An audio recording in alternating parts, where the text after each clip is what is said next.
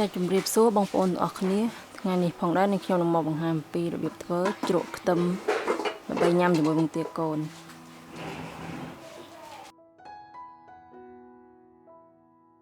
ចាគ្រឿងផ្សំមានម្ទេសក្រហមចាំម្ទេសក្រហមខ្ញុំដាក់2ខាំហើយខ្ទឹមសចំនួន3ខាំបកសម្បករួចហើយទាំងទឹកខ្មេះ8ស្លាបព្រាបាយស្ករស4ស្លាបព្រាបាយអំបិលកន្លះស្លាបព្រាបាយព្រោះអីខ្ញុំខ្លាចវាកពុលហើយវាហូបទៅវាអត់សូវឆ្ងាញ់អញ្ចឹងខ្ញុំស្រោចឲ្យឆ្អិនខ្ញុំយកវាទៅកិន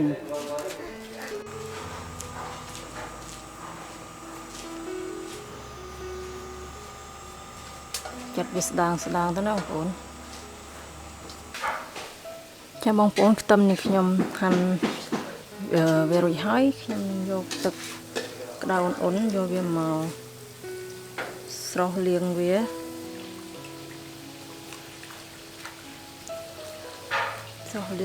ប្រហែលជា1នាទីបានហើយណាចារយៈពេល1នាទីហើយនឹងខ្ញុំនឹងសិតទឹកនឹងចេញហើយយកទឹកធម្មតាទឹកត្រជាក់ធម្មតាហ្នឹងយកមកលាងវាម្ដងទៀតទឹកធម្មតា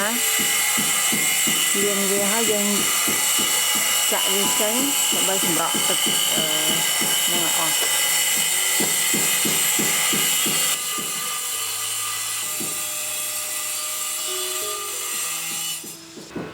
ា៎ខ្ញុំនឹងផ្សំគ្រឿងឥឡូវចាក់ម្ទេសដែលនឹងខ្ញុំកិនស្ងោរហើយលើទៅកិនឲ្យម៉ត់ហ្នឹងទៅមកចាក់ទឹកខ្មេះចូលហើយស្ករសនិងអំបិលហើយយើងកូរវាចូលគ្នាចាកូរឲ្យលាយស្ករសិនណាសិនយើងដាក់ខ្ទឹមចូលចាកូរលាយហើយយើងអាចភ្លក់បានថារសជាតិវាទាំងឆ្ងាញ់ល្មមត្រូវចិត្តយើងហើយយើងចាក់ខ្ទឹមចូល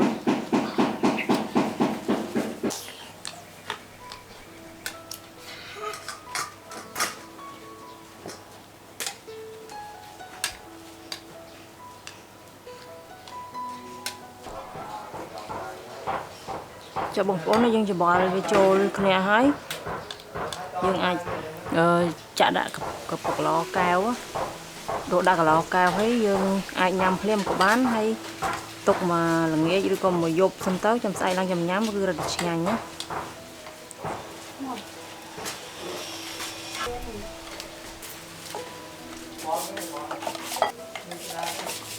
ចាក៏សូមអរគុណបងប្អូនផងដែរដែលតាមដានទស្សនាវីដេអូរបស់នេះខ្ញុំ